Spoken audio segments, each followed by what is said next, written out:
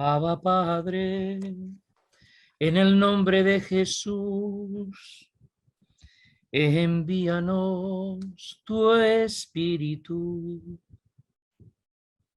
Abba Padre, en el nombre de Jesús, envíanos tu Espíritu. Abba Padre, en el nombre de Jesús, envíanos tu Espíritu. Por la señal de la Santa Cruz de nuestros enemigos, líbranos, Señor Dios nuestro, en el nombre del Padre, y del Hijo, y del Espíritu Santo. Amén. Hermanos, pues comenzamos, si queréis, en el nombre del Padre, y del Hijo, y del Espíritu Santo. Amén. Ven, Espíritu Santo, anima los corazones de tus fieles, llénalos de tu amor y protégelos siempre. Por Jesucristo nuestro Señor. Amén. Amén.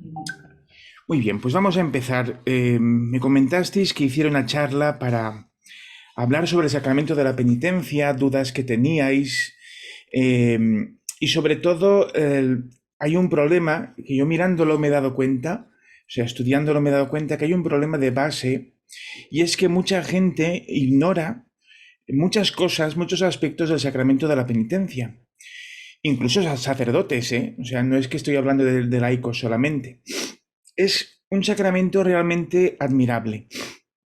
Me he basado en el catecismo. En el catecismo de la Iglesia Católica está muy extendido el tema de la penitencia, que luego junta con otros temas que luego veremos, ¿vale? Porque son también muy interesantes y dignos de mención. El derecho canónico también habla sobre el sacramento de la penitencia, dice básicamente lo mismo que el catecismo, lo mismo, pero añade que para confesar el sacerdote necesita unas licencias especiales, es decir, no todos los sacerdotes pueden confesar, por lo que sea, es decir, porque está en entredicho o porque es una persona que, en fin, que ha dicho cosas contrarias a la fe católica y está en un proceso de reconversión personal, puede celebrar misa, pero no puede confesar, ¿vale?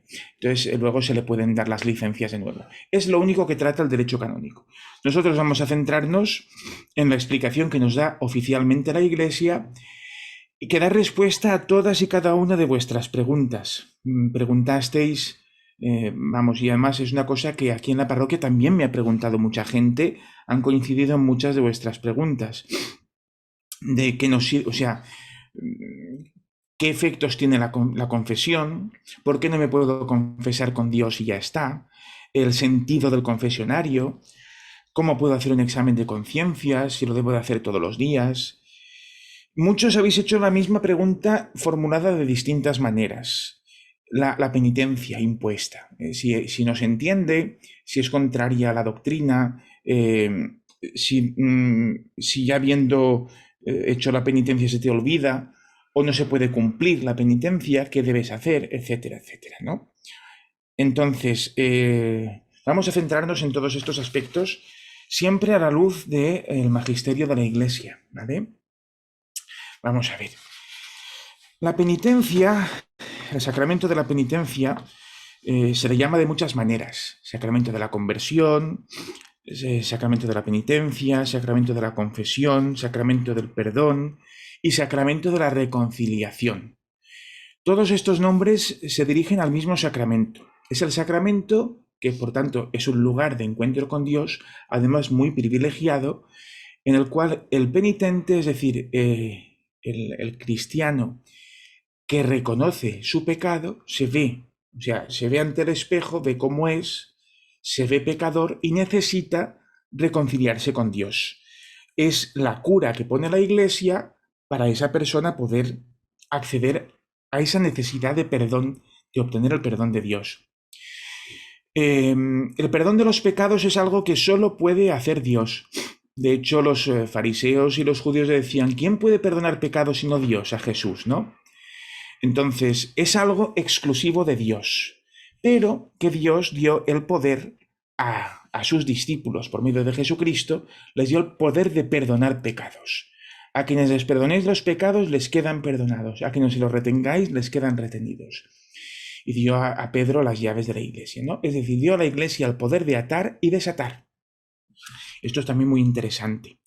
Si queréis, vamos sumergiéndonos, como se sumerge el catecismo, poco a poco en este gran sacramento. A ver, ¿cómo se hace, cómo se celebra el sacramento? Podemos, si queréis, ir directamente al último tema y luego profundizamos en el sacramento. Lo que es el sacramento está claro. Muchos me han preguntado, ¿hay alguna fórmula especial que decir el penitente antes y después de la confesión? ¿Hay una fórmula estructurada de la confesión? Sí la hay, como todo en la Iglesia, pero es el único sacramento, el único, en que todo es prescindible. Es decir, se puede omitir la introducción que realiza el sacerdote, se puede omitir la introducción que realiza el penitente, se puede omitir la conclusión que puede realizar el penitente al final de todo. Lo único necesario para la confesión es el saludo. Bueno, el saludo es normal, ¿no? Saludar, Ave María Purísima, eso no está en ningún sitio escrito, pero eso es de buena educación, ¿no? Saludar como se saludaba siempre, ¿eh? Ave María Purísima, sin pecado concebida. Mis pecados son estos, ser muy telegráfico, es decir, pam, pam, pum, esto y esto. He hecho esto tantas veces todos los días. He hecho esto una vez un día. O sea, ser lo más explícitos posible para saber la gravedad de la penitencia. Porque la penitencia, también lo veremos ahora, es un juicio. Es decir, es adelantar tu juicio divino. Tú haces de fiscal de ti mismo. Y eres tú el que te acusas a ti mismo de tus pecados. Por tanto, Dios ya no te puede acusar de eso porque eres tú mismo el que se está acusando de eso. Y por eso obtienes su perdón mediante el sacramento, ¿vale? Después de decir los pecados, el sacerdote te hace una pequeña reflexión y luego te impone la penitencia, que es la satisfacción, se llama también. La penitencia también se llama satisfacción. Entonces, tú cumples esa penitencia y al cumplir la penitencia ya quedan perdonados tus pecados, ¿de acuerdo? En la estructura celebrativa del sacramento está en un ritual que nadie tiene, pero vamos, es verdad, es una cosa, porque claro, todos estamos acostumbrados a confesarnos como nos confesamos y ya está. Normalmente hay muchas fórmulas, el sacerdote puede decir, Dios que ha iluminado nuestros corazones te conceda un verdadero conocimiento de tus pecados y de su misericordia. Y el penitente responde, amén. Yo eso no lo he visto jamás. Es decir, yo mira que me he confesado veces y nunca nadie me ha dicho eso. O sea, que eso está en el ritual, pero antes dice, el sacerdote invita con esas o parecidas palabras. Puedes decirle, bueno, ¿de qué le pides perdón al Señor? O has venido por tu fe, pide perdón al Señor por tus pecados. No sé, invitar con unas palabras. Las palabras pueden ser las que sean. Aquí ponen unas, pero pueden ser otras. Así como en el misal dice, el sacerdote dice esto, entonces tienes que decir exactamente la frase. En el sacramento de la penitencia no ocurre así, ¿vale? Luego está también la lectura de la palabra de Dios, pero dice, el sacerdote si lo juzga oportuno, que eso nunca lo juzga oportuno, porque normalmente o hay muchos penitentes para confesar, o el penitente tiene prisa, o está nervioso, o lo que sea, lee o recita de memoria algún texto de la Sagrada Escritura. Bueno, pues puede leer, aquí hay muchos, lógicamente todos los que hablan de la penitencia, ¿no? Luego está la confesión propiamente de los pecados por parte del penitente, y dice, el sacerdote invita al penitente a que manifieste su contrición. Este lo hará con alguna de las siguientes fórmulas u otra semejante. Recuerda, Señor, que tu ternura y tu misericordia son eternas. Lava del todo mi delito, Señor, limpia mi pecado. Padre, pecado contra ti, ya no merezco llamarme hijo tuyo. Misericordia, Dios mío, por tu bondad, etcétera, etcétera, ¿no? Hay hasta 7 fórmulas. Luego está la imposición de manos, pero eso es algo que dice el penitente. Entonces, claro, si al penitente no se le dice lo que tiene que decir, que no se le dice, pues el penitente no lo sabe, lógicamente, y no va a ir el penitente con una hojita al confesionario a leer la hojita, ¿vale? Entonces, esto casi nunca se hace tampoco. Y luego está la imposición de manos y la absolución. Eso sí que se hace siempre. Y después de la absolución, que es la fórmula de la absolución, que esa es el centro del sacramento de la penitencia, dice, después de haberle dado la absolución, el sacerdote prosigue, dad gracias al Señor porque es bueno. El penitente responde, porque es eterna su misericordia. Eso tampoco lo he visto yo nunca, pero bueno, está en el ritual, para que lo sepáis que está en el ritual. En lugar de la acción de gracias y la fórmula de despedida, el sacerdote puede decir la pasión de nuestro Señor Jesucristo, la intercesión de la bienaventurada Virgen María y de todos los santos, el bien que hagas y el mal que puedas sufrir, te sirvan como remedio de tus pecados, aumento de gracia y premio de vida eterna. Vete en paz. Es una oración preciosa, ¿vale? Pero tampoco se suele hacer nunca. Entonces, claro, el centro del sacramento es decir los pecados al confesor, la pequeña reflexión, la penitencia y la absolución. Eso es el sacramento. La penitencia interior, para realizar el sacramento es necesaria una penitencia interior. ¿Qué es la penitencia interior? Es una reorientación radical de toda la vida, un retorno, una conversión a Dios con todo nuestro corazón, una ruptura con el pecado, una aversión del mal con repugnancia hacia las malas acciones que hemos cometido. Eso es necesario para dar el primer paso, para ir a confesarte, ¿no? Hay diversas formas de penitencia en la vida cristiana. De hecho, estamos en la Cuaresma, por eso hacemos esta charla de la penitencia en medio de la Cuaresma, porque es un tiempo penitencial por excelencia, ¿no? Pero es el antídoto que nos libera de nuestras faltas cotidianas, es la Eucaristía.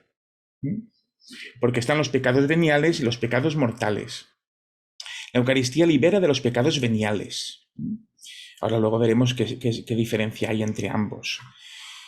Y la Eucaristía es la que nos alimenta. Por tanto, la confesión es el complemento necesario de la Eucaristía. Para ir a la Eucaristía tienes que confesarte necesariamente. No puedes estar en pecado mortal y acudir a la Eucaristía, ¿vale? Hemos visto lo de la reconciliación de la Iglesia, lo de los apóstoles, esto también habla el catecismo, ya lo hemos hablado nosotros, y el poder de atar y desatar. Bueno, el sacramento de la penitencia, a lo largo de todos los siglos, ha tenido muchas maneras, muchísimas. En los orígenes de la Iglesia la penitencia era comunitaria. Incluso había una especie de, durante el siglo I o II, de orden de penitentes. Es decir, las penitencias eran públicas, los pecadores eran públicos. Entonces todos los pecadores se vestían de saco, iban ciertos días a la iglesia, sobre todo en domingos de Cuaresma, para pedir perdón a la iglesia por los pecados. ¿Qué pasa? Que como todo, esto dio lugar a herejías. De hecho, Tertuliano también estuvo sumida en una herejía de ellas.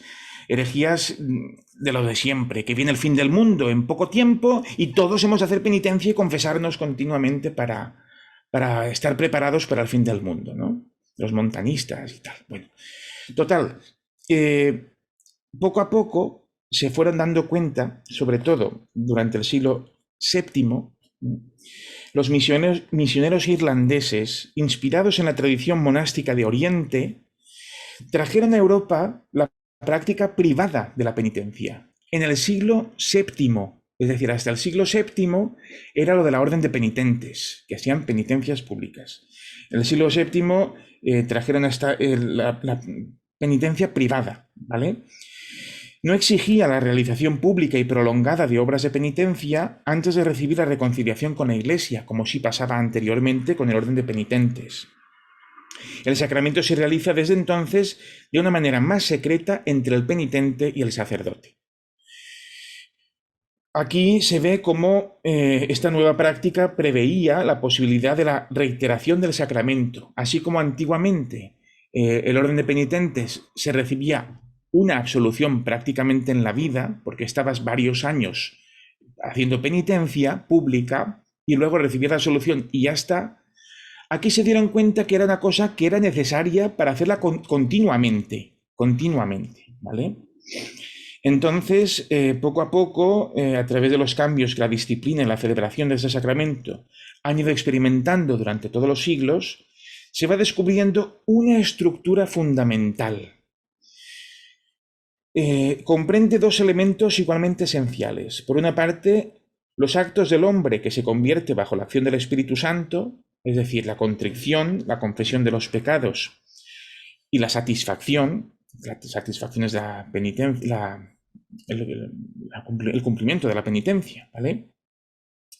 Y por otra parte, la acción de Dios por el ministerio de la Iglesia, por medio del obispo y de sus presbíteros. La Iglesia, en nombre de Cristo, concede el perdón de los pecados, determina la modalidad de la satisfacción, ora también por el pecador y hace penitencia con él, ¿eh?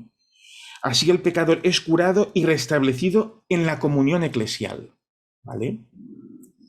La fórmula de absolución, el uso de la Iglesia latina, la fórmula que decimos para la absolución, expresa precisamente ese elemento esencial del sacramento. El Padre de la misericordia es la fuente de todo perdón. Realiza la reconciliación de los pecadores por medio de la Pascua, de su Hijo y el don del Espíritu Santo, a través de la oración y del ministerio de la Iglesia. Es una oración magnífica. Dios Padre misericordioso, que reconcilió consigo al mundo por la muerte y resurrección de su Hijo y derramó el Espíritu Santo para la remisión de los pecados, te conceda por el ministerio de la Iglesia el perdón y la paz. Yo te absolvo de tus pecados en el nombre del Padre, del Hijo y del Espíritu Santo. Amén. ¿Qué es la contrición? He apretado el volumen. ¿Qué es la contrición? Es el primer paso necesario para la penitencia. Es un dolor del alma, dice el Concilio de Trento. Un dolor del alma y una detestación del pecado cometido con la resolución de no volver a pecar. El dolor de los pecados. Están los 5 pasos necesarios para la confesión. Examen de conciencia, dolor de los pecados, confesar los pecados, propósito de enmienda y cumplir la penitencia. Esto es el dolor de los pecados. Eso es la contrición. Hay 2 tipos de contrición, y esto es muy importante saberlo. La contrición perfecta y la imperfecta o atricción. ¿Qué diferencia hay entre estas 2 cosas y 2 palabras raros? Bueno, el acto de contrición perfecta es cuando brota del corazón, brota del amor de Dios, amado sobre todas las cosas, se llama contrición perfecta, ¿vale? Semejante contrición perdona las faltas veniales. Obtiene también el perdón de los pecados mortales. Ojo, la contrición perfecta obtiene el perdón de los pecados mortales si comprende la firme resolución de recurrir tan pronto como sea posible a la confesión sacramental. Es decir, si tú, en peligro de muerte, haces un acto de contrición perfecta, no necesitas a ningún sacerdote, se te quedan perdonados los pecados, porque es imposible confesarte, ¿vale? Por tanto, se te quedan perdonados los pecados. Esto es muy importante saberlo, el acto de contrición perfecta. Pero claro, tienes que saber que tienes que ir a confesarte, con la firme resolución, dice el Concilio de Trento, de ir a confesarse. ¿Y cuál es la contrición imperfecta o atricción? Es un don de Dios, un impulso del Espíritu Santo. Nace de la consideración de la fealdad del pecado o del temor de la condenación eterna y de las demás penas con que es amenazado el pecador. De ahí nace la atricción. Tal conmoción de la conciencia puede ser el comienzo de una evolución interior que va culminando bajo la acción de la gracia en la absolución sacramental. Pero por sí misma, la contrición imperfecta no alcanza el perdón de los pecados graves, pero dispone a obtenerlo en el sacramento de la penitencia. Es decir, las 2 contriciones, la perfecta perdona el pecado, la imperfecta no, pero necesitan de acudir al sacramento de la confesión, ¿vale? ¿Qué es la confesión de los pecados? Como decía antes, es actuar tú mismo como fiscal de ti mismo, en vez de ser juzgado por Dios, en tu juicio que serás juzgado, seremos todos juzgados, en el momento de la confesión de los pecados, estás haciendo tú de acusador tuyo, ¿vale? Y esto está basado, lógicamente, en la parábola del hijo pródigo, que tenemos que mirarla siempre con lupa, porque hay muchos detalles que se nos escapan. El padre no va a buscar en ningún momento al hijo, en ningún momento. Está mirando, esperando, sale a la puerta, espera, pero no va a buscarlo a ningún sitio, ¿vale?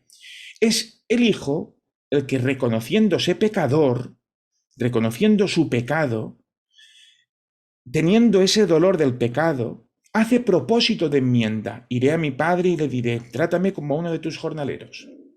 Va a su padre con toda la retahíla ya en su cabeza, y su padre, que ya lo sabe, como tiene su corazón, ya sabe que está con el dolor de los pecados y el propósito de enmienda, lo abraza de corazón y lo recibe en su casa y monta el gran banquete, ¿no? El sacramento de la penitencia está basado en la parábola del hijo pródigo, tal cual, ¿eh? Entonces, la acusación de los pecados, esto es importantísimo y esto responde a muchas de vuestras preguntas. Está en el número 1456 del Catecismo. Ese está para enmarcar ese número y el siguiente. En la confesión, los penitentes deben enumerar todos los pecados mortales de que tienen conciencia, tras haberse examinado seriamente, incluso si estos pecados son muy secretos y si han sido cometidos solamente contra los 2 últimos mandamientos del Decálogo. Pues a veces estos pecados hieren más gravemente el alma y son más peligrosos que los que han sido cometidos a la vista de todos. Esto está citado del Concilio de Trento. Casi siempre cita Trento el Catecismo en esto. Cuando los fieles de Cristo se esfuerzan por confesar todos los pecados que recuerdan, no se puede dudar que están presentando ante la misericordia divina para su perdón todos los pecados que han cometido. Es que me voy acordando de pecados de mi infancia, de mi juventud, y me da dolor. Es que no. Es que tú, en el momento de tu confesión, si has hecho un firme examen de conciencia, recordando y queriendo recordar de corazón todo, y te has confesado todo lo que recuerdas, todos tus pecados quedan perdonados. Todos. Quienes actúan de otro modo y callan conscientemente algunos pecados, no están presentando ante la bondad divina nada que pueda ser perdonado por mediación del sacerdote. Porque si el enfermo se avergüenza de descubrir su llaga al médico, la medicina no cura lo que ignora. Esto también de Trento, citando a San Jerónimo. Por tanto, todo fiel llegado a la edad del uso de razón debe confesar al menos una vez al año fielmente sus pecados graves. Que eso está en los mandamientos de la Iglesia. Los mandamientos de la Iglesia es una ley de mínimos. Es una ley de mínimos. Confesar al menos una vez al año por Pascua Florida, ¿vale? Pues bueno, pues entonces, lógicamente tienes que saber que esa confesión, por lo menos una vez al año, tienes que hacer una confesión general, que se dice, ¿vale? Una confesión importante, de esas que enumeras todos los pecados, porque de vez en cuando está muy bien confesarse, pues cada semana, cada 15 días, cada mes, y eso pues enumeras los pecados de ese mes, de esa semana, de esos 15 días, pero es bueno que hagas un recorrido a todo el año, por ejemplo, decir, pues mira, sí, pues me he dado cuenta que estaba cometiendo un pecado que no me había fijado en él, y durante todo este año lo estaba haciendo y no me había dado cuenta, pues, para la confesión general, ¿vale? Después está, quien tenga conciencia de hallarse en pecado grave, que no comulgue el cuerpo del Señor sin acudir antes a la confesión sacramental, lo que decíamos antes. Los niños deben acceder al sacramento de la penitencia antes de recibir por primera vez la Sagrada Comunión. Es decir, ¿a qué edad se puede confesar o no? No tiene mínimo, ni tiene máximo, ¿vale? Pero claro, el niño que va a recibir por primera vez al Señor, como es lógico, para recibir al Señor tienes que confesarte, ¿vale? Por tanto, un niño también tiene que confesarse para recibir al Señor. Sin ser estrictamente necesaria la confesión de los pecados veniales, dice el Catecismo, sin embargo, se recomienda vivamente por la Iglesia la confesión de los pecados veniales. La confesión habitual de los pecados veniales ayuda a formar la conciencia, a luchar contra las malas inclinaciones, a dejarse curar por Cristo, a progresar en la vida del Espíritu. Es decir, no es necesario confesarse de los veniales, pero es aconsejable, ¿vale? Pero no es necesario para obtener el perdón de los pecados, puesto que hemos visto que con la Eucaristía se perdonan los veniales. ¿Qué es la satisfacción? Lo que hemos dicho antes, la penitencia, ¿no? La penitencia o satisfacción. Muchos pecados causan daño al prójimo. Por eso es preciso hacer lo posible para repararlo. Por ejemplo, restituir cosas robadas, restablecer la reputación del que ha sido difamado, compensar las heridas, etc. Simplemente la simple justicia exige esto. La absolución quita el pecado, ojo a esto, pero no remedia todos los desórdenes que causó el pecado. Esto lo dice Trento. ¿Qué hace la confesión? Te borra el pecado, te lo elimina. Pero esto es como el típico gracioso cuando están haciendo una acera de una ciudad, ¿no?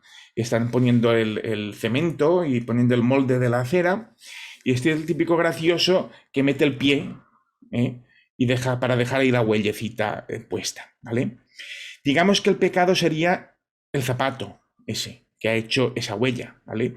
La confesión borra el zapato, lo elimina, lo destroza, ¿vale? Pero la marca del zapato está ahí, y esa marca ahí se queda, ¿vale? Entonces, ¿qué podemos hacer?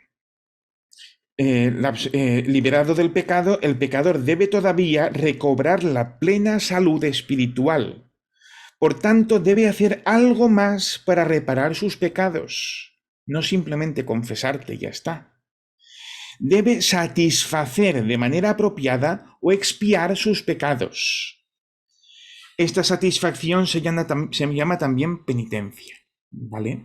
No es solo la que te diga el confesor, sino la que tú consideres también que debes hacer para reparar completamente el pecado, lo que haya podido provocar ese pecado cometido, ¿vale?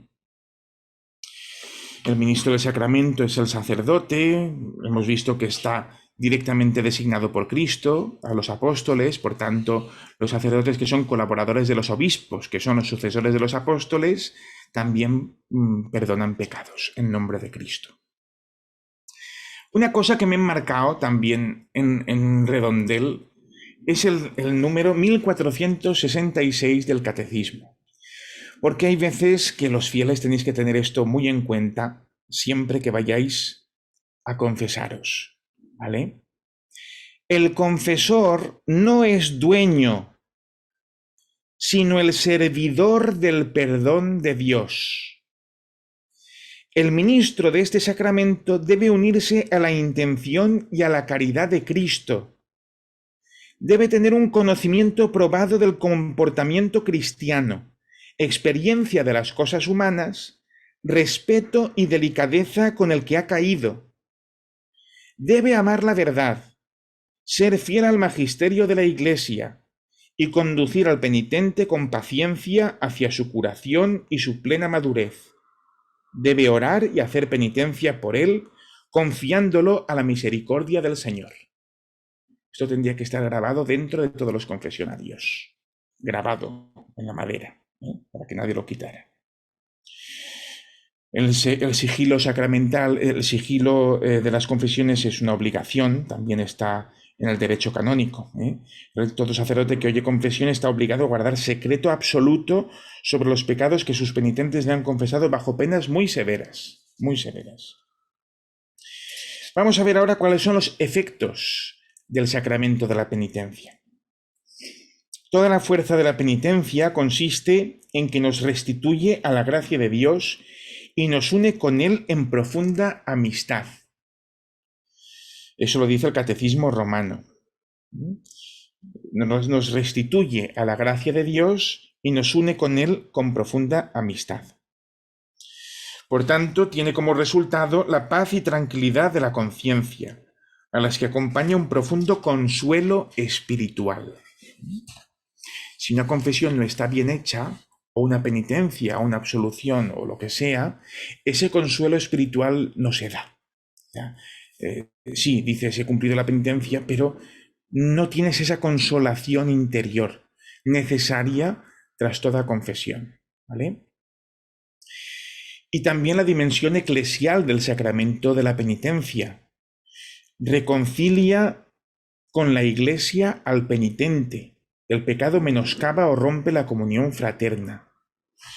Por eso, es que no sé, hablaba también, pero aquí no lo habla, del tema por eso, por el tema de la eclesialidad del sacramento, se hacen estos, ¿cómo se llaman, señor?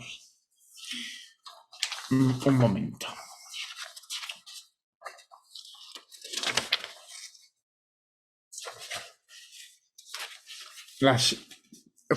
Lo de la celebración comunitaria del sacramento de la penitencia.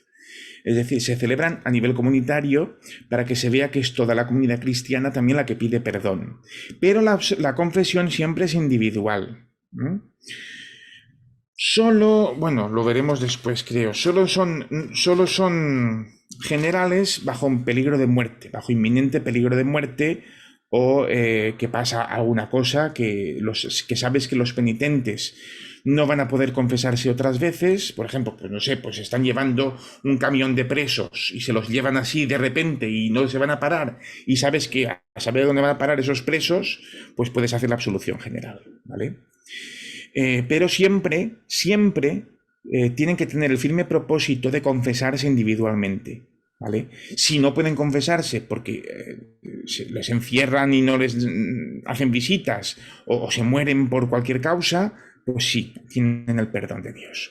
Pero si no pasa eso, tienes que confesarte, ¿vale? Individualmente. Vamos al tema de las indulgencias. Esto es muy importante para entender la profundidad de lo que decía antes de la satisfacción, ¿no?, de los pecados. ¿Qué son las indulgencias? Dice el catecismo: la indulgencia es la remisión ante Dios de la pena temporal por los pecados, ya perdonados en cuanto a la culpa, que un fiel dispuesto y cumpliendo determinadas condiciones consigue por mediación de la Iglesia, la cual, como administradora de la redención, distribuye y aplica con autoridad el tesoro de las satisfacciones de Cristo y de los santos. La remisión ante Dios de la pena temporal por los pecados. ¿Qué es eso? Bueno, vamos a profundizar en ello. El pecado tiene una doble consecuencia, ¿vale? El pecado grave nos priva de la comunión con Dios y por eso nos hace incapaces de la vida eterna, cuya privación se llama pena eterna del pecado, la pena eterna del pecado. Por otra parte, todo pecado, incluso venial, entraña apego desordenado a las criaturas que es necesario purificar, sea aquí abajo, sea después de la muerte, en el estado que se llama purgatorio. Esta purificación libera de lo que se llama la pena temporal del pecado. Estas dos penas no deben ser concebidas como una especie de venganza infligida por Dios desde el exterior, sino como algo que brota de la naturaleza misma del pecado. Una conversión que procede de una de una ferviente caridad puede llegar a la total purificación del pecador. De esta forma, que no subsistiría ninguna pena. Esto lo dice Trento también. El perdón del pecado y la restauración de la comunión con Dios entrañan la remisión de las penas eternas del pecado. Pero las penas temporales del pecado permanecen. Las penas temporales permanecen. El cristiano debe esforzarse soportando pacientemente los sufrimientos y las pruebas de toda clase, y llegado el día, enfrentándose serenamente con la muerte, por aceptar como una gracia estas penas temporales del pecado. Debe aplicarse tanto mediante las obras de misericordia y de caridad, como mediante la oración y las distintas prácticas de penitencia, a despojarse completamente del hombre viejo y a revestirse del hombre nuevo, que decía San Pablo. Y eso se hace siempre en la comunión de los santos. El cristiano que quiere purificarse de su pecado y santificarse con su ayuda de la gracia de Dios no se encuentra solo. En la comunión de los santos, por tanto, existe entre los fieles, tanto entre quienes ya son bienaventurados, como los que expían en el purgatorio o los que peregrinan todavía en la tierra, un constante vínculo de amor y un abundante intercambio de todos los bienes. En este intercambio admirable, la santidad de uno aprovecha a los otros, más allá del daño que el pecado de uno pueda causar a los demás. Así el recurso a la comunión de los santos permite al pecador contrito estar antes y más eficazmente purificado de las penas del pecado. De ahí las indulgencias. Estos bienes espirituales de la comunión de los santos los llamamos también el tesoro de la Iglesia, se llama, que no es la suma de bienes, sino el valor infinito e inagotable que tienen ante Dios las expiaciones y los méritos de Cristo nuestro Señor. Por tanto, las indulgencias se obtienen siempre por medio de la Iglesia, en virtud del poder de atar y desatar que le fue concedido por Cristo. Puesto que los fieles difuntos en vía de purificación son también miembros de la misma comunión de los santos, podemos ayudarles, entre otras formas, obteniendo para ellos indulgencias, de manera que se vean libres de las penas temporales debidas por sus pecados. Ese es el tema. Aquí realmente habla más el derecho canónico del tema de las indulgencias que el propio catecismo, ¿no? Dice que es la remisión ante Dios de la pena temporal por los pecados ya perdonados en cuanto a la culpa, que un fiel dispuesto y cumpliendo determinadas condiciones consigue por medio de la Iglesia, la cual, como administradora de la redención, distribuye y aplica. Es que cogen las mismas frases, ¿no?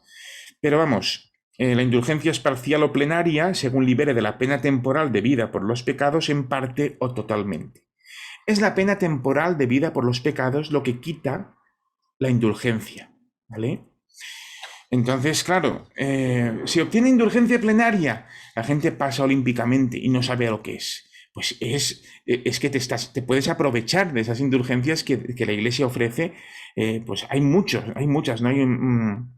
Hay un manual de indulgencias de la Iglesia que está publicado en Internet, es público, por el cual se ve que hay muchísimas maneras de obtener indulgencias, tanto parciales como plenarias, ¿vale? Aquí habla mucho, pero habla bastante más, fíjate, el tema de las indulgencias, el Código de Derecho Canónico que el Catecismo. Bueno, ya vamos a ir concluyendo.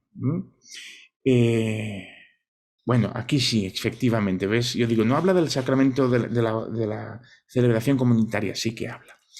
La celebración comunitaria en que los penitentes se preparan a la confesión y juntos dan gracias por el perdón recibido. Es decir, es un acto de la Iglesia, ¿vale?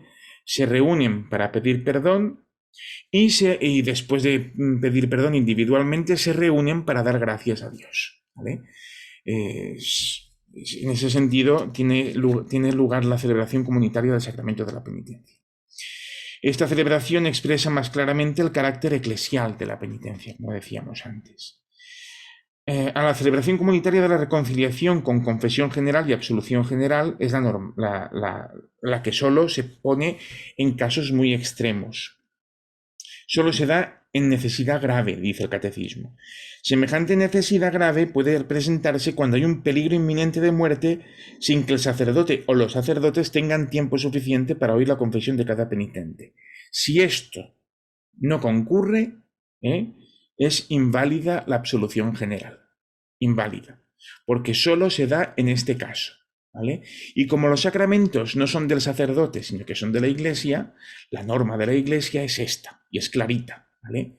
De hecho, dice lo que os decía antes, que si no pasa nada después de la absolución general, tienes que ir a confesarte los pecados individualmente, para que esa absolución tenga efecto, porque si no, no tiene efecto. Solo tiene efecto en caso de peligro de muerte o cosas así, ¿vale? Bueno, pues yo creo que os he respondido a todas las preguntas. A ver, si la penitencia que se impone por parte del sacerdote es dudosa doctrinalmente, lógicamente, siempre está el caso siguiente, ¿no? No sé qué me ha dicho en la penitencia, o no la voy a poder cumplir, o este caso o atenta contra el propio magisterio de la Iglesia. ¿Qué hago? Bueno, pues tú sabes que para que la confesión sea válida se necesitan estas cosas. Si la penitencia no la puedes cumplir, la confesión no es válida. Por tanto, confesarse otra vez, ya está. ya está. A ser posible, es bueno siempre buscarse un sacerdote que sabes en fin, que hace bien las cosas, porque es verdad que el tema del sacramento, como he dicho al principio, es bastante desconocido incluso para muchos sacerdotes. La prolongación, hasta dónde puede llegar el sacramento de la penitencia, es impresionante, es impresionante. Y también quería hablaros de una cosa al hilo de esto, pero ahora ya, pues como siempre, se me olvida. Bueno, el reato es un palabra también de estos raros, es la acción consecuente del pecado, que es lo que os decía, que es lo que salva, lo que cura la indulgencia, ¿vale? El reato. Sí, quería hablaros del tema, sí, este es también muy interesante, ya como colofón final, porque ya creo que está todo tratado. El tema de la dirección espiritual. Muchas veces las personas vienen a confesarse con necesidades espirituales graves, ¿vale? Pensando que en la confesión se les va a arreglar eso. Y claro, tienes que hacer un poco de pedagogía diciendo, no, es que esto no es una confesión, esto es para dirección espiritual. ¿Qué es eso? No lo saben, no saben lo que es la dirección espiritual. La dirección espiritual es pues el acompañamiento con un sacerdote para acompañarte en la vida de cada día, en la vida cristiana, y intentar buscar la voluntad de Dios en tu vida, ¿vale? Porque claro, un sacerdote está llamado a ser un hombre de espíritu, entonces está más, digámoslo así, está más familiarizado con las cosas de Dios que las personas que no son religiosas, ¿no? Que no son sacerdotes o religiosos, ¿no? Entonces, claro, se necesita siempre del acompañamiento de un sacerdote para que te vaya acompañando en tu vida espiritual. En el sacramento de la confesión, de la penitencia, solo es ser telegráfico, como he dicho al principio. Mis pecados son estos. He hecho este pecado tantas veces al día durante una semana. He hecho este pecado una vez al día todas las semanas, o lo que sea, ¿no? Es decir, pecado, número y días. Ya está, ¿vale? ¿Por qué? Porque es un atenuante o es un agravante, ¿vale? Es como un juicio, es lo que he dicho yo, es hacer un juicio en el que haces tú de fiscal, ¿vale? Y Dios siempre hace de juez, haciendo tú de fiscal, hace de juez bueno, porque si tú te estás acusando de tus propios pecados, Dios te perdona, ¿vale? Por tanto, confesión para confesar, perdonar pecados, dirección espiritual para llevar tu vida por medio del Espíritu Santo, por medio de un sacerdote, para guiarte en tu vida de cada día y saber cuál es, dar solución o dar respuestas a tus problemas espirituales. Y hasta aquí, yo creo que el sacramento de la penitencia es el gran desconocido dentro de la Iglesia, el gran desconocido, porque todos sabemos cómo se hace una boda, todos sabemos cómo se hace una Eucaristía, incluso cómo se hace un funeral, pero un bautismo, pero el sacramento de la penitencia está, aparte de ser el gran olvidado, ¿no? También es el gran desconocido.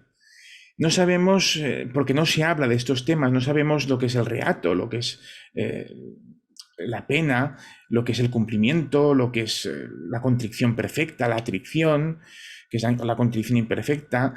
No sabemos estas cosas porque no se explican. Yo, en fin, humildemente he hecho lo que he podido. Espero que por lo menos vuestras dudas hayan quedado resueltas y hayáis conocido un poco más este sacramento que es tan importante en nuestras vidas como cristianos, como hijos de Dios, para poder reconciliarnos continuamente con el Padre y en las vidas de los demás, porque es necesaria una vida de penitencia y austeridad para obtener el favor de Dios.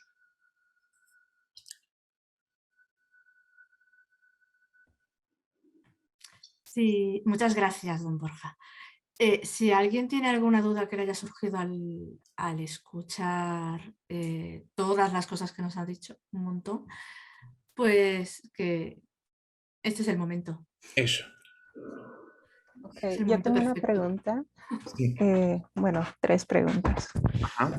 La primera es, al principio dijo que no todo sacerdote puede confesar, o sea que requiere de ciertas licencias.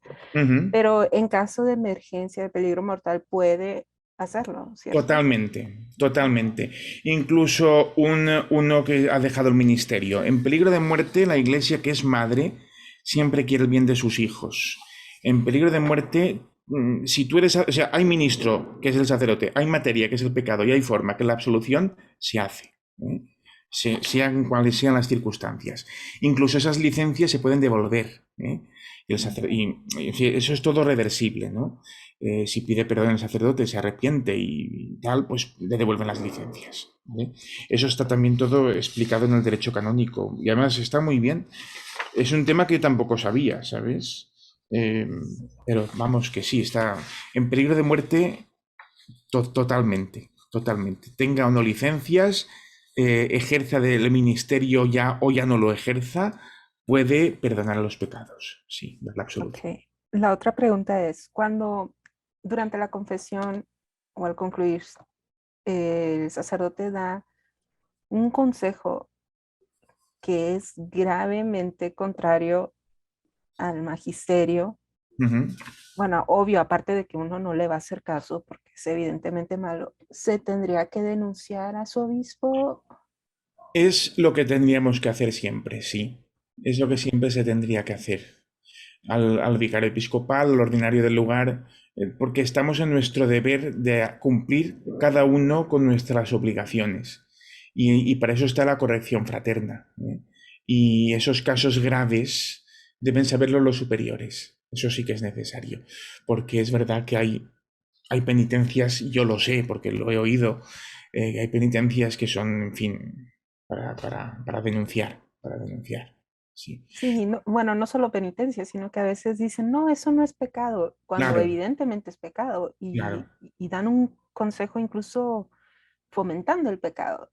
Sí, Entonces, sí, eso totalmente denunciable. Incluso habéis visto que el catecismo dice que hasta los pecados veniales son recomendables confesar. Yo recuerdo una vez un sacerdote que fui a confesarlo en pecado venial y casi me despachó, ¿no? Decía, no, es decir, es un pecado. Pecado es un pecado, sea venial, sea mortal. Yo estoy confesándome, pues yo puedo confesarme los pecados que yo quiera confesarme, ¿no? En fin. Por eso he insistido en ese párrafo que el sacerdote no es el dueño del sacramento, ¿eh? Representa a Cristo en ese sacramento y por tanto tiene que actuar en su nombre y como si fuera Cristo el que está hablando. No es dueño de nada.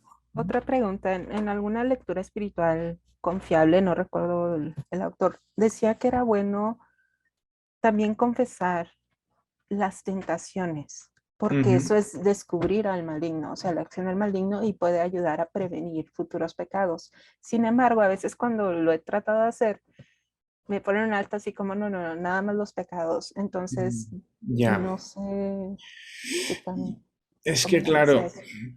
básicamente son los pecados, ¿sabes? En los veniales es para eso, para que la vida de espíritu sea cada vez mejor, ¿no?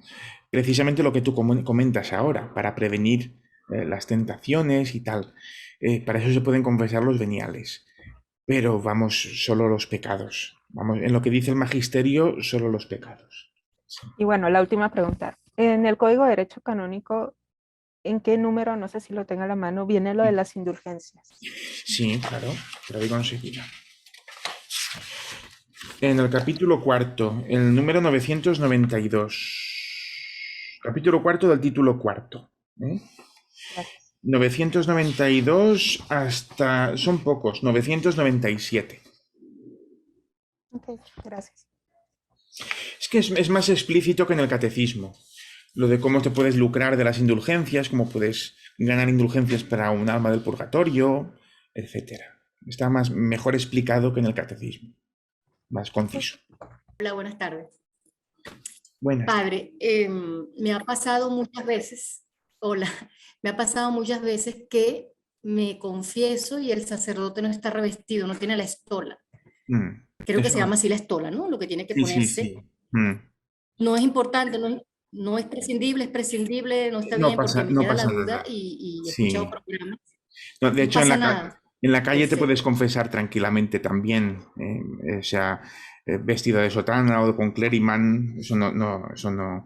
El lugar por antonomasia de la confesión creo que lo pone el derecho canónico precisamente. Sí, lo pone en el 964. El lugar propio para oír confesiones es una iglesia u oratorio.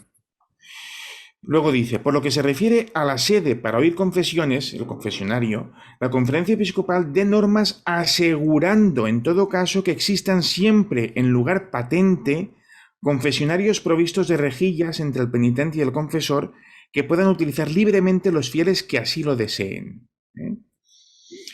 No se deben oír confesiones fuera del confesionario si no es por causa justa. Eso lo dice en el apartado 3 del 964. Es decir, el derecho canónico, digamos, que va poniendo los puntos que el catecismo se deja un poco en alto, ¿no?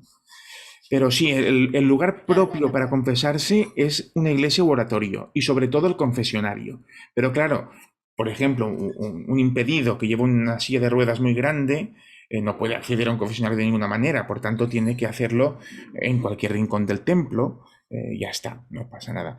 El lugar propio, pero no el único, ¿eh? Es decir, si tú te encuentras por la calle con un sacerdote y llevas pensando una cosa que quieres confesarte, tú le dices, ¿me puedo confesar, padre? Y te confiesas allí mismo y no pasa nada. Eso es así.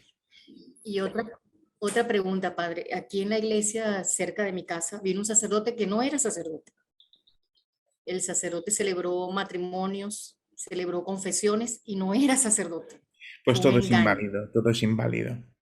Hay que confesarse de nuevo, una confesión general y ya está. Ajá. Exacto, ¿verdad? Porque yo recuerdo los pecados que le confesé. O sea, fueron muchos, en muchos Pues tiempos. Entonces, una confesión general entonces. sí, porque no tiene autoridad para perdonar pecados. ¿Vale? Claro, pero la duda me quedó de que yo me Ya, confesé, yo pensé que estaba perdonada, comulgué, claro. hice todo lo que debo hacer y resulta que no, entonces cargaba esa angustia. Uno no, y uno pregunta y a veces no te saben responder los demás, o sea, pero me imaginé que era una confesión general, porque ¿cómo Exacto. hace uno para recordar todo? Y los Ya, matrimonios que se celebraron, mira, una locura. ya has visto que no es necesario recordarlo exactamente todo como desde que tuviste 4 o 10 años hasta aquí. Es decir, de lo que Sí, tú sí, tengas sí. memoria en el momento del examen de conciencia, haciéndolo fehacientemente bien hecho, se te perdona esos y todos los demás. Ahora, si tú te olvidas por capricho, voluntariamente de un pecado, eso ya es pecado, ¿vale? Eso entonces ya no sirve. Pero si tú estás diciendo todos los pecados que te acuerdas, se te perdonan todos. Ok, gracias, padre. De nada. Otra cosa que me ha venido a la cabeza, eso es lo que decían, yo es que me confieso con Dios. Bueno, has visto que la parábola del hijo pródigo, necesariamente el hijo va a pedirle perdón al padre. O sea, hay que descararse. Es muy fácil decir, yo me arreglo conmigo mismo y ya está. Eso no.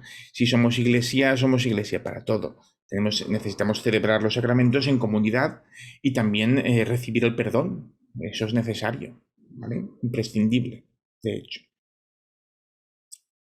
Más cosas. Padre, ¿hay en el derecho en algún canon o alguna norma que diga cuánto tiempo mínimo tiene que haber en cada parroquia para dedicar a la confesión? Muchas veces hay gente que no se puede confesar en meses porque nunca está el sacerdote en el confesionario o nunca está disponible para confesar.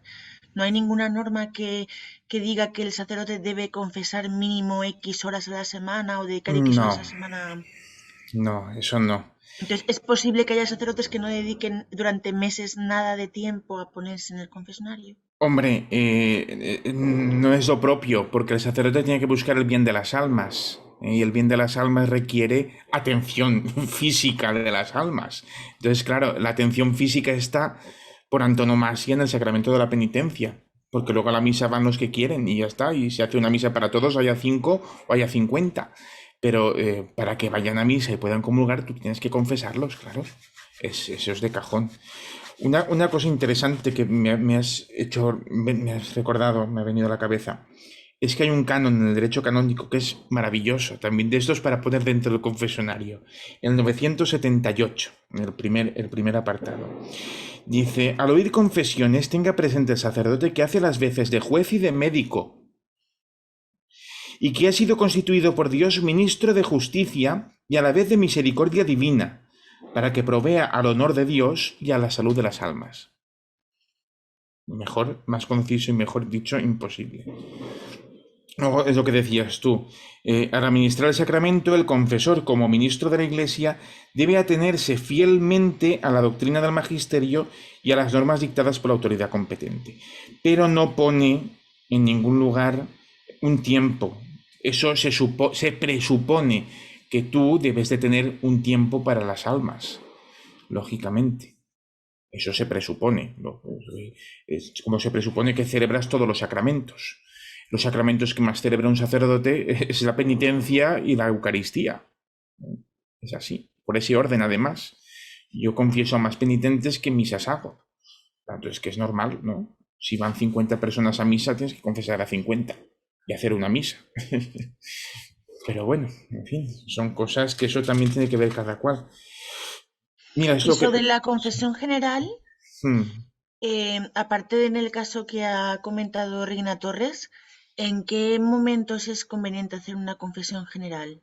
¿Y se puede hacer más de una confesión general de los mismos pecados a lo largo de la vida? Por ejemplo, hacer una confesión general con 30 años y hacer otra con 50 años. No.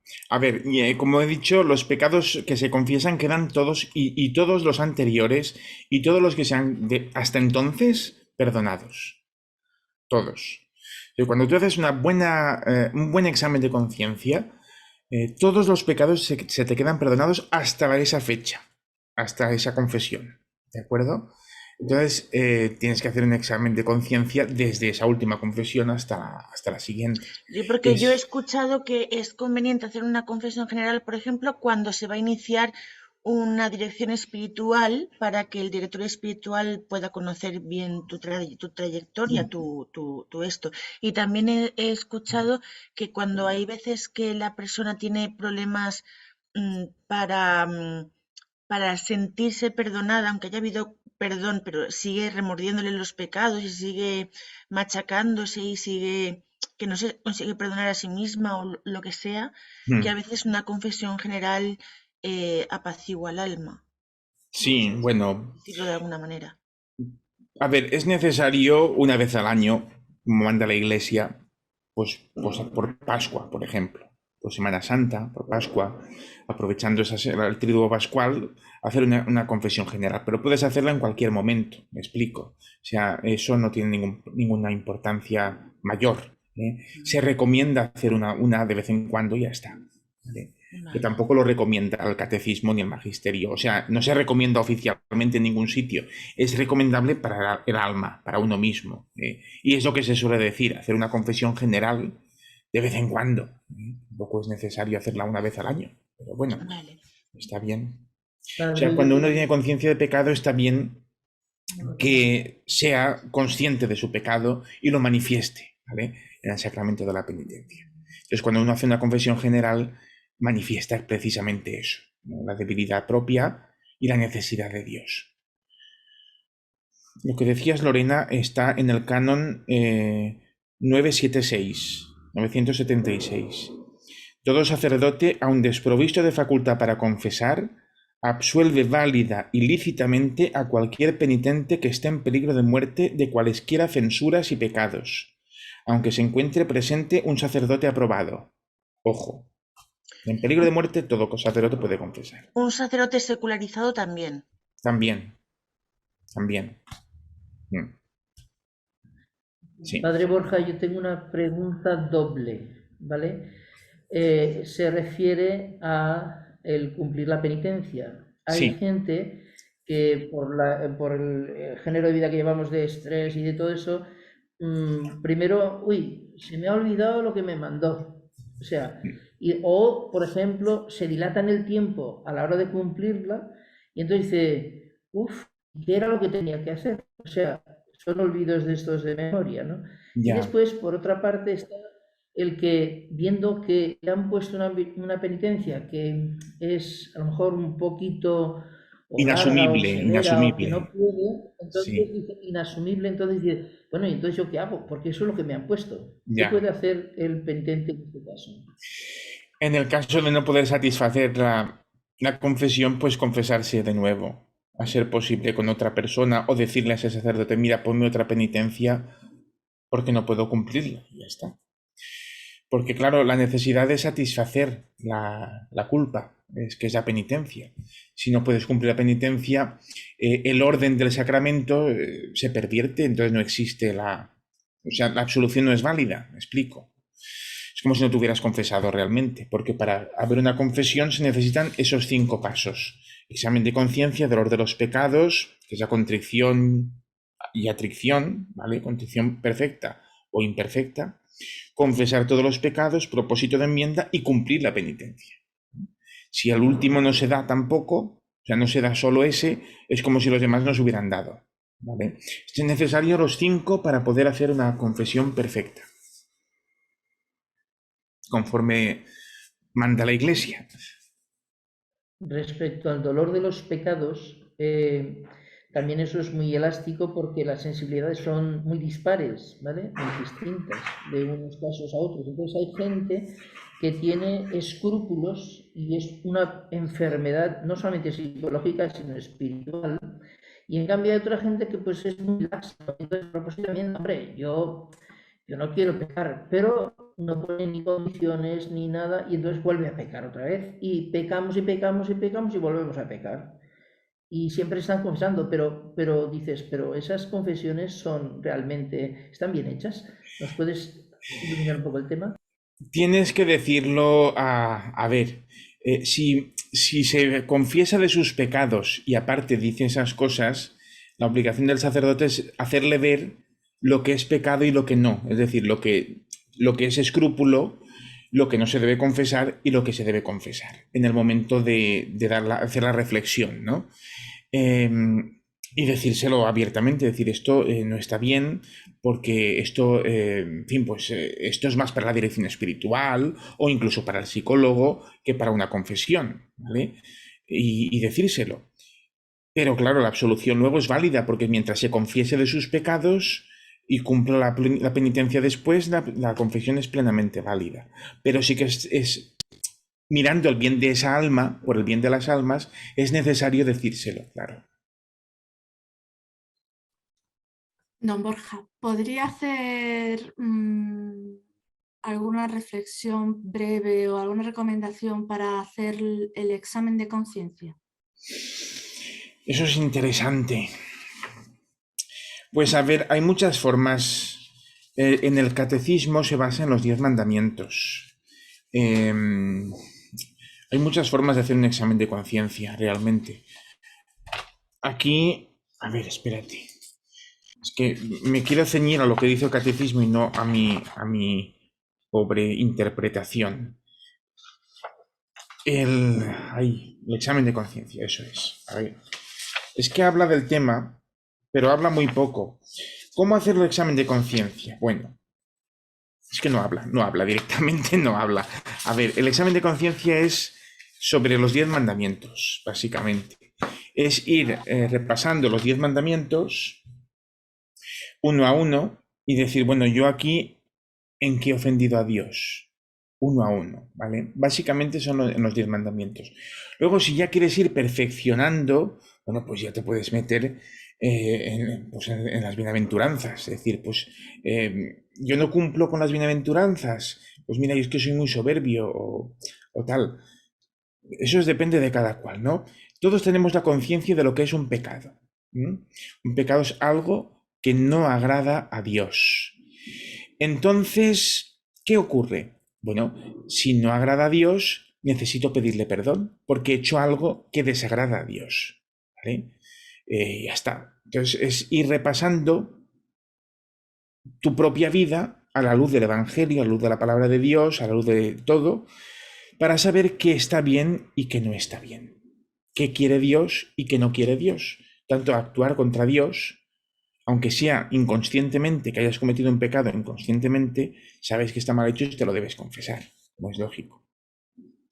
Don Borja, aparte de los mandamientos de la ley de Dios, están los de la Santa Madre Iglesia. Sí, también. Estos también son materia grave. Quiero decir, si alguien no cumple los mandamientos de la Santa Madre Iglesia, también peca mortalmente, si lo hace con plena conciencia y con pleno consentimiento. Sí, también. Sí. Porque es un acto que no agrada a Dios. Me explico. Es que vamos a lo mismo. Y es materia grave. Sí, Vale. sí. Materia, materia menos grave es la que se hace, pues, por ejemplo, de forma inconsciente.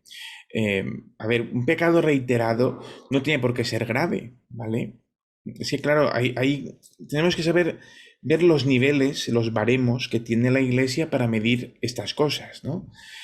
Materia grave es lo que a ti te hace pecar continuamente contra Dios, ¿vale? Directamente contra Él, contra su voluntad.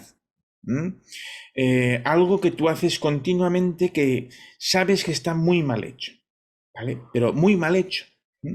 No, pero, por ejemplo, fumar, algunos se pueden considerar que es pecado, porque te está destrozando el alma, pero te está destrozando el cuerpo, ¿no? Pero, bueno, o no. Entonces, claro, cada uno tiene su propio baremo, ¿vale? Entonces, ahí es, como es el penitente el que se relaciona con Dios, solo el penitente sabe realmente si es grave o no es grave el pecado. El confesor es un pecado más, ¿vale? Igual es un pecado venial que te estás confesando, pero igual no. O sea, el nivel de pecado lo mide tu alma, lo mide tu corazón. La ofensa que Dios tiene repercute en tu alma, ¿vale? Entonces, cuando tú piensas en ese pecado, te entristeces mucho porque ha hecho mucho daño a Dios, o te entristeces poco porque ha hecho poco daño a Dios, ¿vale? Eso es así. O sea, ¿qué baremo seguir? ¿Qué niveles? Eso es muy complicado. ¿Qué es pecado mortal? ¿Qué es pecado venial? Bueno, pues es lo que a ti te arrastra más hacia el mundo o te arrastra menos. Y Realmente. luego otras dos preguntas que tenía una era si las personas que hacen examen de conciencia cada noche antes de Así. dormirse, si necesitan luego también, por ejemplo, si tienen confesión semanal, si necesitan luego también hacer un examen específico para la confesión o con la materia que ya ha ido saliendo cada noche en su examen particular diario es suficiente. A ver, sí. Esa es una. Sí. Y luego la otra no me acuerdo, pero bueno, voy pensando. Voy respondiendo, vale, mientras tú piensas. Muy bien. Mira, a ver, el tema de o sea, lo de la confesión, lo del examen de conciencia diario es muy importante. De hecho, en las completas, en la oración de la Iglesia, en las completas siempre se hace, ¿no? Es muy importante para los pecados veniales, porque ahí también se te quedan perdonados, ¿vale? Si haces yo confieso, un acto de contrición, se te quedan perdonados. ¿Qué pasa? Que en ese día has hecho un pecado mortal, un pecado grave, ahí también sale en el examen de conciencia, debes guardártelo para la próxima confesión, claro. Pero vamos, Pero no quieres es preciso, quien hace examen de conciencia todas las noches, no es preciso luego que haga un examen de conciencia otra vez, es proceso para ir a confesarse. Sí, para ir a confesarte necesitas hacer un examen de conciencia, claro. Vale. Claro. En ese examen de conciencia salen todos esos pequeños exámenes de conciencia que has tenido durante todos los días. Vale, y luego... Los pecados graves son los que te los tienes que confesar, los no graves si quieres también, pero solo y los luego graves. otra cosa que me dijo mi confesor era que de los mandamientos, por ejemplo, que decías, para hacer el examen de conciencia hay que revisar los mandamientos. No solo revisar qué es lo que he hecho mal, sino revisarlos en plan de pensamiento, deseo, palabra, obra y omisión. Entonces ahí afinas mucho más, porque no Claro. no he matado a nadie, no, pero de pensamiento, de y de deseo, omisión. de palabra. Entonces, Sí, sí. La omisión es el pecado olvidado, ¿no? Los pecados de omisión que hacemos. sí. Sí, pero vamos, es eso, es bueno hacer uno todos los días para obtener el perdón de Dios, sobre todo para los veniales, ¿vale? Pero si quieres obtener el perdón de los mortales, de los graves, lógicamente tienes que confesarte. Eso es como si te los fueras apuntando, nada más, ¿sabes? Como si mentalmente te vas apuntando todos los días los pecados y en el momento en que te puedas confesar, pues te confiesas especialmente y sobre todo de los mortales. Ya está. Gracias. Don Borja, Sí. si nos puedes explicar brevemente otra vez, porque no se nos ha quedado claro, el reato. El reato. Vale. A ver, es que es complicado. A ver, un segundito. Reato. Ay. Es la acción consecuente del pecado. Espérate, que lo explica muy bien el catecismo. A ver. Obligación o resto de pena que queda por cumplir aún después de perdonado el pecado, dice el diccionario, ¿vale? Es decir, el resto de pena que queda por cumplir. El pecado se te borra, es como si me hubiera difuminado, se hubiera disipado totalmente, como si deja de existir, ¿vale? Pero la huella que el pecado ha dejado en las vidas de los demás o en su propia vida, ahí sigue, ¿no? Eso es el reato. Y el reato solo es necesario, para poderse quitar, se necesita hacer una indulgencia. Si haces una indulgencia plenaria, toda la culpa del pecado que hasta entonces tienes, todas las culpas, se te quedan borradas también. Borradas. O sea, no solo el pecado, sino la culpa. Cuando cumples con una indulgencia plenaria. Pues eso, vas a un sitio donde se obtiene la indulgencia plenaria tal día y tal, o tal año, o tal temporada, rezas por el Papa, haces el credo, te confiesas y tal, ¿no? Con las cosas normales que se suelen hacer para obtener la indulgencia plenaria. Con la indulgencia plenaria se borra ese reato. Si la indulgencia es parcial, es decir, bueno, hay indulgencias parciales, pues se te borra en parte ese reato. Que el reato es la culpa que deja el pecado. Es como si cuando pisas en el mar, dejas la huella en el suelo, el pie se borra, ¿vale? Se va, se esfuma, pero la huella sigue ahí. Para que se borre esa huella es necesario tener una indulgencia plenaria. Sería como un paralelo a las reliquias del pecado original, o sea, la concupiscencia. Eso es. Sí, sí. ¿No? O sea, el pecado original se nos borra por el bautismo, pero nos queda la debilidad de la carne y todo lo demás. Sí, sí. Además es que lo explica... Como una consecuencia, ¿no? Sí. De ese mal que, por ejemplo, yo me enfado con alguien y aunque yo me confieso con Dios, pero con esa persona hay una reliquia, hay un reato, una cosa que va acompañada a ese pecado que son consecuencias. Es la pena temporal del pecado. ¿Ves? La pena temporal del pecado cometido. El pecado se borra, se deja de estar cometido, pero la pena temporal de ese pecado sigue ahí. Eso es el real. Eso es como lo explica el catecismo. Y luego dice, sobre el tema dice que las penas temporales del pecado permanecen, insiste. El cristiano debe esforzarse soportando pacientemente sufrimientos y tal, ¿no? Pero todo eso se puede ofrecer, ¿vale? Claro. Mediante la indulgencia plenaria se borra.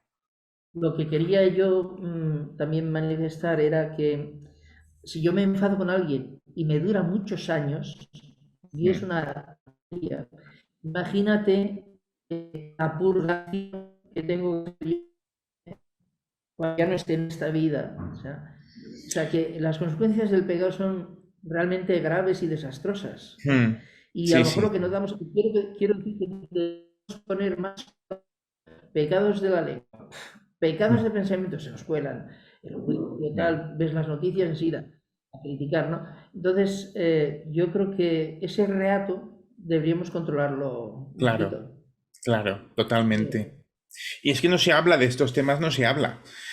Se habla del pecado, de la confesión y ya está, pero punto, y ahí se deja de hablar, ¿no? Y esto es muy importante porque está ahí y se puede borrar porque es que la Iglesia da opción para ello, ¿no?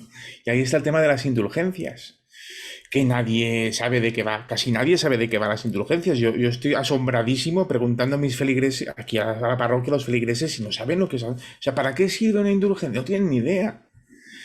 Sí, han oído hablar, pero no saben lo que es, ni para qué sirve. ¿Podría decirnos entonces cómo ganamos una indulgencia? ¿Quién nos tiene que decir eso? Vamos a suponer si...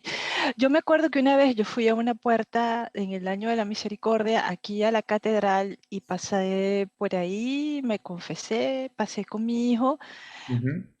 ¿Quién me da la indulgencia? ¿Es que es el sacerdote que me tiene que decir que me da la indulgencia? No, la indulgencia la obtienes tú cumpliendo las normas de la Iglesia para obtenerla.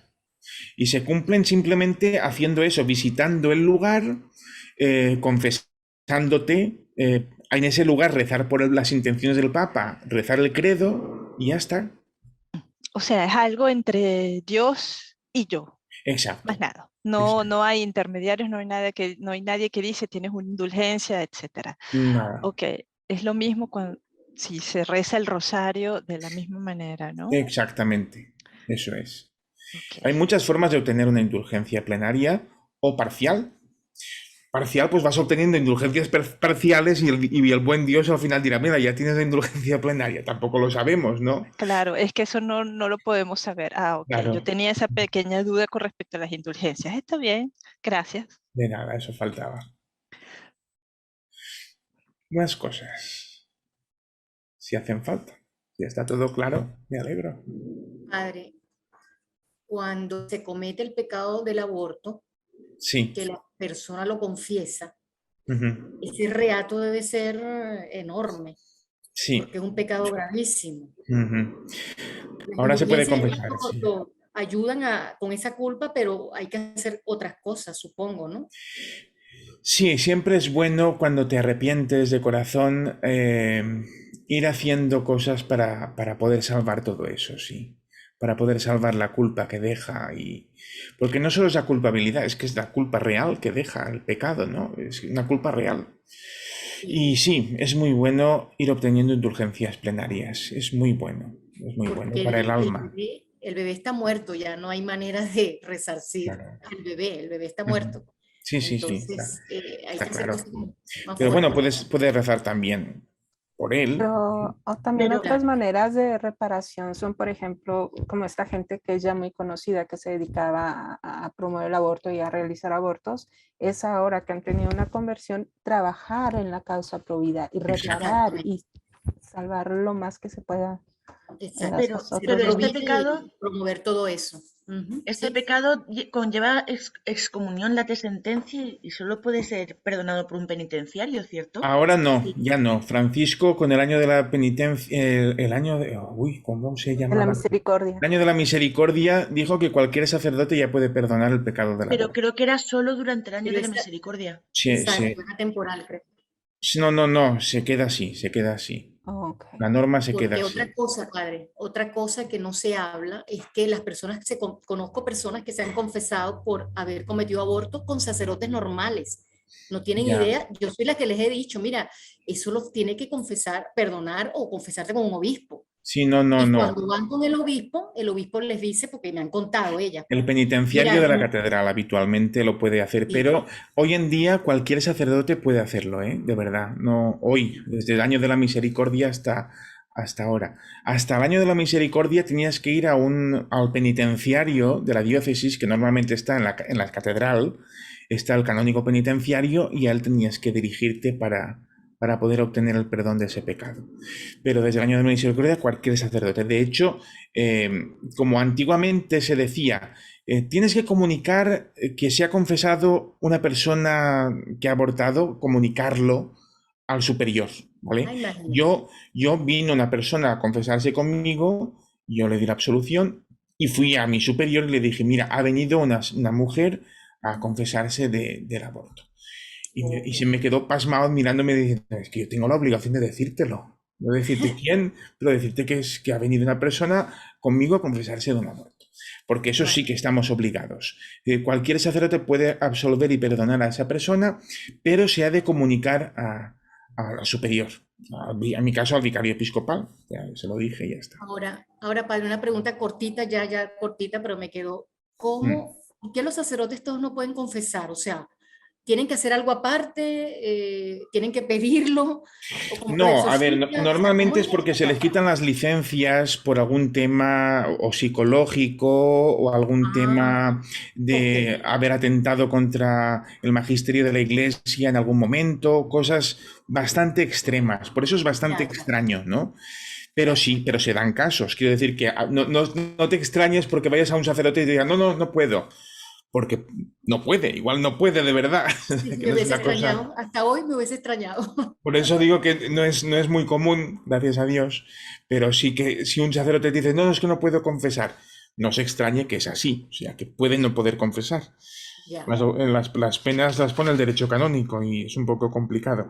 Entonces se le pueden devolver las licencias si él hace una serie de cosas, pero si no las tiene las licencias para confesar, no puede confesar. ya. Gracias, Padre. De nada. Muy Bueno, bien. pues muchas gracias a todos por participar, por preguntar y a don Borja por responder. Y damos por concluido lo que es la charla cuaresmal sobre el sacramento de la penitencia. Muy bien. Está muy bien, gracias. A todos vosotros.